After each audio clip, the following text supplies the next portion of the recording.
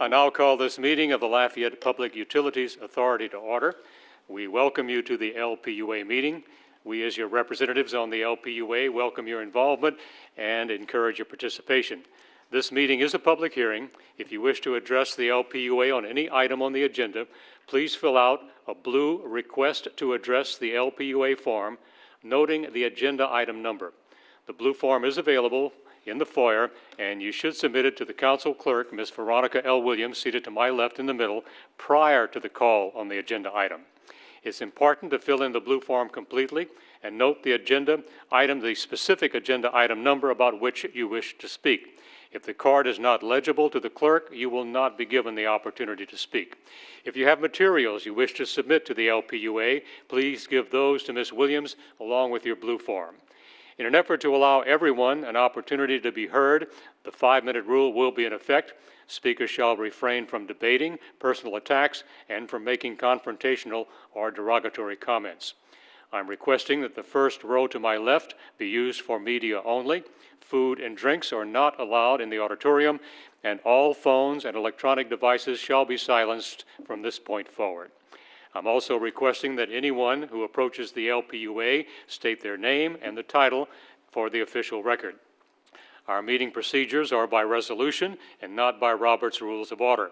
Documents, including agendas, ordinances, resolutions, and minutes related to this and other meetings are posted online at LafayetteLA.gov, or you may refer to the web address on the top of the agenda. A couple of items. Item number 5, resolution number 009-2017, relative to water service at 200 Galbert Road, is being deferred until the June 6th meeting per the author's request. Item number 7, ordinance 004-2017, relative to a street lighting agreement with the City of Youngsville, has a proposed amendment to make formatting corrections and replace the words electric franchise agreement with street lighting agreement in section 2 of that ordinance. And that's the extent of my comments as chair. Anyone on the LPUA have any comments? Mr. Duong, do you, sir? Okay, thank you.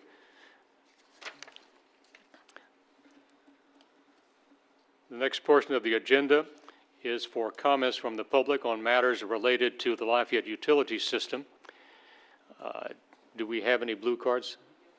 We do have one. Then I will read these comments. This portion of our meeting is an opportunity to make your voice heard before the LPUA, the administration, and the public. This is the time to speak about LUS topics that are not included on the agenda today. Please, we request that all matters regarding specific LUS employees be directed to the administration and that it not be addressed at this public forum. We, as the LPUA, have a concern for the privacy and the protection of government employees. However, with that said, if your concern is not resolved in either an expeditious or satisfactory fashion, there are avenues which can be pursued, and we ask that you follow up with the council office. Also, confrontational statements and/or threats are not tolerated. We ask that you conduct yourself in a civil manner and with the same courtesy that you would expect of others. And as usual, the 5-minute rule does apply. And may we call up our first blue card, please? James Proctor. Proctor or Procton? Proctor. Proctor, Mr. thank you, sir. Hi, my name is James Proctor. I live in Cade, and I just wanted to, having had a very interesting and detailed discussion with Mr. Huval earlier, I almost have no questions left, except that I understand that there's not like a citizens advisory or citizens method for discussing directly with LUS or as part of the LUS generation of plans for future power needs and future power generation in the parish to, to get involved in that process other than right here. And I think given, the questions of sustainability, reliability, cost, and, future needs that I would like to see something like that. Is that it, sir? That's it. Just a quick response. There are a number of opportunities for the public to be involved in how we govern and administer our utility system. This is one of them. The other opportunity, the big one, is once a year we have budget hearings. for the Lafayette utility system, and a whole afternoon is dedicated toward that. And that's another opportunity to come in and indicate how would you like the utility system to move forward, and how would you like it to progress, and what do you have in mind as to make that work. So there are opportunities. And as far as public input, you're looking at it. We are elected representatives, and we are the major conduit for getting your concerns to the utility system. Thank you very much. You're welcome. Thank you for showing up. 4:30 in the afternoon. Thank you. Any other blue cards? All right, let's move on to the resolutions. Reminding us that item number 5 is being deferred until the June 6th meeting. Therefore, there is no resolution. Ordinances for final adoption. Jeremy, would you please read? Ordinance 3, 2017 LPUA, an ordinance of the Lafayette Public Utilities Authority authorizing and directing the Lafayette Mayor President to execute an electric franchise agreement with the City of Youngsville.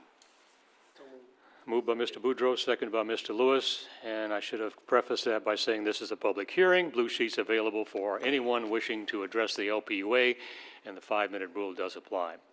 All right, we have a motion and a second. Any LPUA discussion? We do have the amendment that needs to be addressed, the verbiage. This is the next one. It's the next one, I'm sorry. All right, so do we have any blue cards on this particular No, sir. ordinance? Then,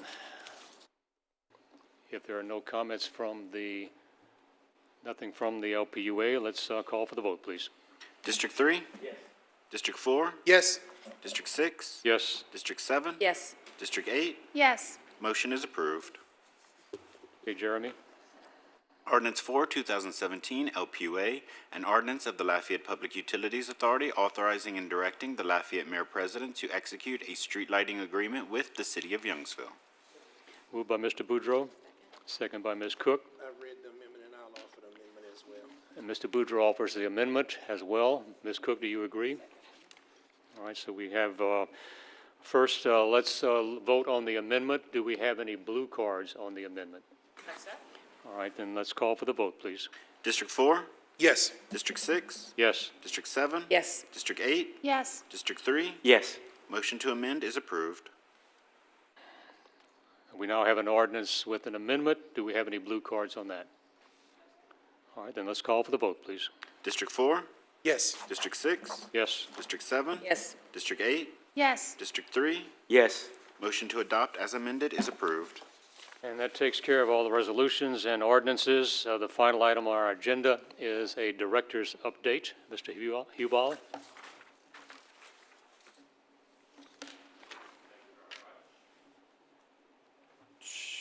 Thank you very much, and I'll try and keep this short. I will promise you I'll never do a PowerPoint for one of these that's longer than 35 slides.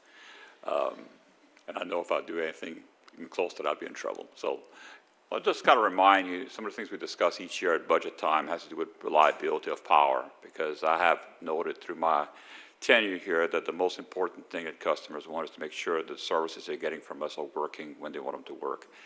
And this particular comparison with other utilities in the state measures the frequency of outages, how often the lights go out. As you can, the lower the number, that means the better we are. And you can tell that that LUS has continuously been able to be the lowest, have the fewest outages of any power company around here, and that's taken place year after year after year. And it's because of some of the strategies that we employ, and I'll share with you more on that in just a second. The second thing that we look at is, and that we think customers look at, is when the power does go out, there are those rare occasions, how long does it take to come back on? And this is measured in minutes, and this is on an average basis, and it's based on the number of customers that are impacted. But again, you can see how our rankings continue to be the lowest in the state, and we're quite proud of that. It is something that our guys in the field strive for, is to work safely, but also work quickly to build and restore power to customers. So, bring to you this discussion about tree trimming, because we've had some complaints in recent times. We see that every now and then. This is a tree that specifically we were called about because we wanted to cut it, and there was some feelings by some of the people in the neighborhood that didn't want to see it cut. The tree was actually rotten. and it was right next to a 6 to 9,000 volt transmission line. So when that tree would have fallen, it would have taken on a very large line that would have affected about 3,000 customers, probably for about 10 hours. And so while it's not popular for us to trim trees, it's something that we must do, and we must do in a prudent way. Of course, this is a kind of an extreme example in a way, but it was also kind of interesting that the complaint we had was just like a day or two before the last storm that we had, and who knows if that storm might not have been the one to take it down. So here's our kind of backup on tree trimming. Number one, most power outages are tree related. Whether it's a tree or the branch or a squirrel in a tree that jumps on a power line, the trees are a big part of it all. About half our power lines are overhead, which is probably better than most utilities. Underground didn't come into play until about 35, 40 years ago, but the existing infrastructure is overhead. The cost to bury power lines, which we hear that question often, is significant, and it would increase rates to customers a whole bunch.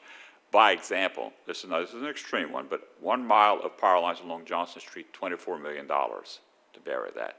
And you think, why is it so much? Well, first of all, you got to find a place to put it. There's things under the ground to begin with. You got to deal with the fact that you're dealing with high voltages and put it in a way that it can be properly maintained. We spend about $1.5 million a year to trim trees. We have oversight of 2 licensed arborists on every job that we have to make sure that we're properly taking care of the tree. If the trees that we're cutting branches, that we're not damaging the tree in any way.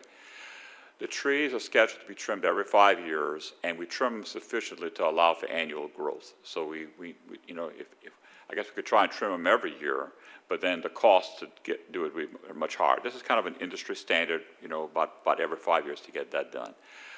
We work with property owners concerning tree trimming, but we have to make sure that we're trimming it sufficiently to recognize that growth of the trees are going to, ultimately get close to the line. So we want to try and get that done before, we have the 5-year period ends. So that's kind of the backdrop of how we trim trees. And if any of your constituents call concerned about something, just get back with us. We get our professionals out there and we work with them. In many, many cases, we're able to work with them in a way that's good for them and good for the utility system. In other cases, sometimes we really can't completely agree. It depends on the reasonableness of the argument and what options we have available to us. So that's one thing I wanted to share with you. The other thing I wanted to share with you is we have some work taking place at our South Sewer Treatment Plant facility off of West Bayou Parkway. That's the area that we have discussed many times. It's an area that can handle growth of the city. That cost of that project is almost $6 million. It's underway now. We have a contract involved, and the completion of that project will be in February of 2018. So this is part of when we came to you with our budget last year. We talked about some major projects that need to be done. This is one of them, and I'll be coming with you every now and then with other projects we have, so that when your constituents ask you about what's going on, we can share that with them. And that's the end of my presentation. I'd be happy to answer any questions any of you may have about those topics or anything else. I see nothing from the LPUA membership. Thank you, sir. I appreciate you staying awake during my presentation, too. Anything else come before the LPUA? This meeting is adjourned.